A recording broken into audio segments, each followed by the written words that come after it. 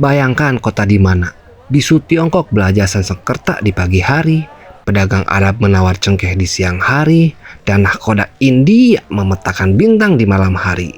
Ini bukan Istanbul, bukan Kanton, tapi Palembang 700 Masehi.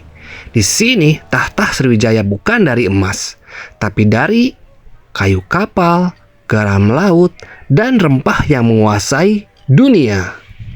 Jangan kita bayangkan istana marmer seperti Roma atau Tiongkok. Bukan itu kekuatan Sriwijaya. Istananya terbuat dari kayu dan sungai. Sebuah rumah panggung megah di tepian musik yang keruh. Sebuah singgasana yang bisa basah oleh air pasang.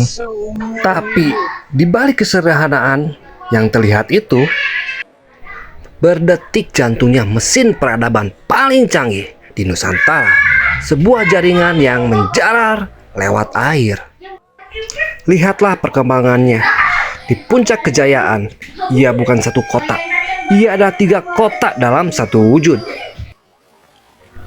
Ia adalah pelabuhan di mana 100 kapal dari segala penjuru membongkar muatan rempah, emas, dan kisah asing setiap bulan.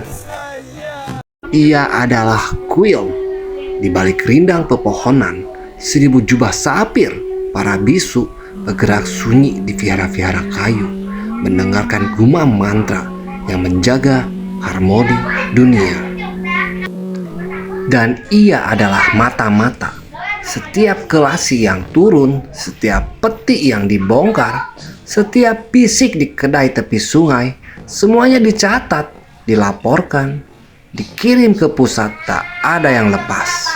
Dan di pusat semua jaringan ini, berkuasalah sang naga laut. Namanya mungkin tak terucap di dermaga. Wajahnya mungkin tak dikenal oleh pedagang, tapi kehadirannya terasa di setiap kapal yang berangkat, di setiap pajak yang ditetapkan, di setiap peringatan yang dikirimkan ke negeri seberang. Kekuasaannya tidak dibangun dari batu. Kekuasaannya mengalir seperti sungai. Sriwijaya tak perlu menaklukkan setiap pulau. Cukup dengan mengendalikan 2 selat, Malaka dan Sunda. Tapi bagaimana caranya? Bukan dengan armada perang, tapi dengan sistem ekonomi yang tak bisa dilawan. Inilah strateginya. 1. Setiap kapal asing harus berlabuh di Palembang dulu untuk izin berlayar.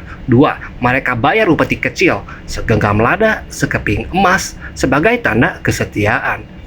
3. Sebagai gantinya, Sriwijaya jamin keamanan mutlak. Kapal tidak akan diserang bajak laut. Jalur diberi tanda dengan mercusuar kayu.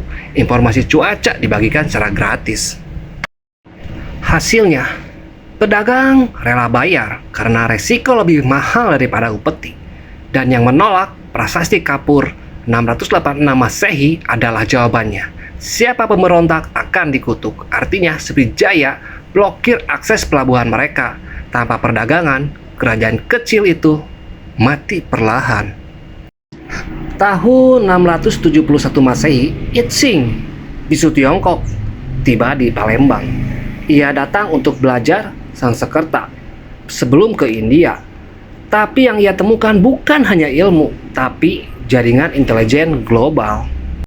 Setiap kapal yang datang dilaporkan ke pusat, asal Gujarat, Basra, Kanton. Muatan sutra, perak, rempah. Tujuan Jawa, Filipina, Vietnam. Data ini jadi senjata paling ampuh Sriwijaya. Mereka tahu kapan memblokir, kapan memberi diskon upeti, bahkan kapan mendukung pemberontakan di kerajaan saingan. Tapi Itsing tak curiga. Ia hanya lihat perdamaian, vihara megah, dan ribuan murid Buddha. Ia tulis San Foki adalah tanah suci. Yang ia tak tahu, kedamaian itu dijaga oleh sistem yang tak terlihat tapi tak terhindarkan.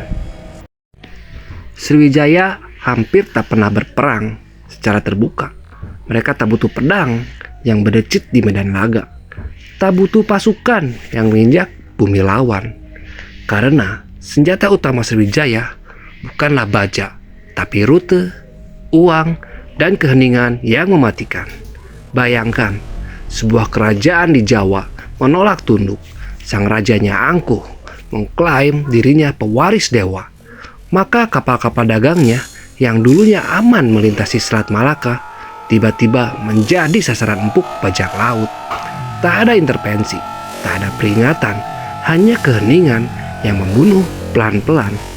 Atau di Kalimantan, seorang raja sombong menolak mengakui kekuasaan Sriwijaya. Maka pelabuhannya sepi. Pedagang Tiongkok, Arab, India, semua dialihkan. Tak ada sutra, tak ada gading, tak ada untung. Dan dalam hitungan bulan, kas kerajaan kering. Dalam setahun, rakyat mulai bersungut. Dan dalam 2 tahun, sang raja yang dulu angkuh mengirim utusan dengan tanda tunduk tanpa satupun prajurit Sriwijaya pernah menginjak tanahnya. Inilah seni kekuasaan tertinggi, bukan yang menghancurkan dengan kekerasan, tapi yang membungkam dengan kekosongan. Sriwijaya tak menaklukkan dengan darah, mereka menaklukkan dengan ketidakhadiran.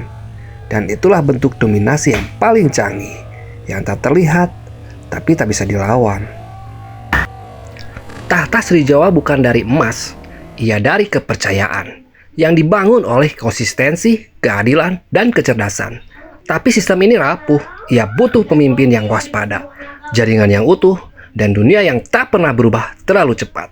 Dan suatu hari, dunia akan berubah. Kapal-kapal dari India datang, bukan membawa sutra, tapi membawa armada perang. Tapi itu cerita lain. Untuk sekarang, ingatlah, kekuasaan sejati bukan yang paling keras, tapi yang paling tak terlihat. Jika kamu terpikat oleh dunia di mana perang dimenangkan sebelum pedang terhunus, subscribe dan nyalakan notifikasi. Karena di episode 3, kita akan ungkap jaringan intelijen maritim Sriwijaya. Bagaimana mereka tahu segalanya sebelum musuh tahu mereka sedang diawasi.